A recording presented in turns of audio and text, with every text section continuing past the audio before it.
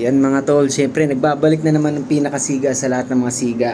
At ngayon may nababalitaan ako itong si Vice Mayor Duterte tsaka itong si Torre magbabakbakan daw sa ibabaw ng ring.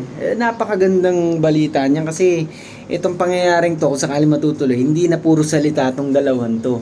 Talagang magkakalabasan na ng sama ng loob, no? Ganyan ang mga tunay na lalaki eh. Siyempre, di ba, pagka hindi pwedeng idaan sa patayan o ano, idaan na lang sa legal, which is boxing. Kaya para magkaalaman na, dapat yan, suntukan na lang. Pero palagay ko kailangan may pustahan eh, 'di ba? Kasi pagka charity match lang, yung mga tao sasabihin nila baka mamaya konti lang bumili ng ticket, ganun. Siyempre, sabi nila Tore, para daw sa benefit ng mga nabaha, mga typhoon victims, no? Sakto-sakto ngayon, daming nangangailangan ng pera.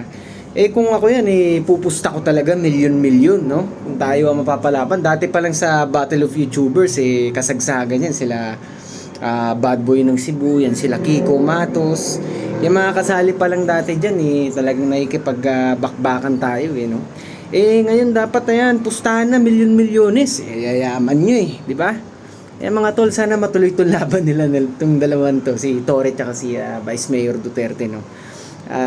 Ako naman, kung sakaling gusto nyo ng may pustahan, pupusta ko milyon-milyon. Hindi lang mga gintuan, mga kayamanan, kundi mga property mismo, mga milyones na halaga ng mga ari-arian, lupain. Yan ang pupusta ko. Kahit si Torre yan, pwede kong hamunin ng pustahan niya sa boxing kung gusto niya. 'Di ba? Kahit sino, alam niyo naman ang pinakasiga sa lahat ng siga, 'di ba? Yan tayo. So yan yan mga tol, sana matuloy ito. Abangan ko tong dalawang to na magbakbakan sa ibabaw ng ring. Kanino ako kampe? Hindi ko malalaman pa sa ngayon kasi magandang laban to si Torre hindi naman magiging opisyal yan kung hindi nagdaan sa matinding training yan. Kaya matinding bakbakan to. Hindi to one-sided na laban sa palagay ko.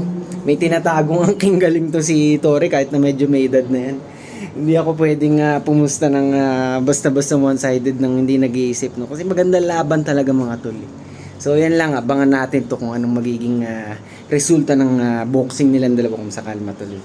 Mga tol, maraming salamat.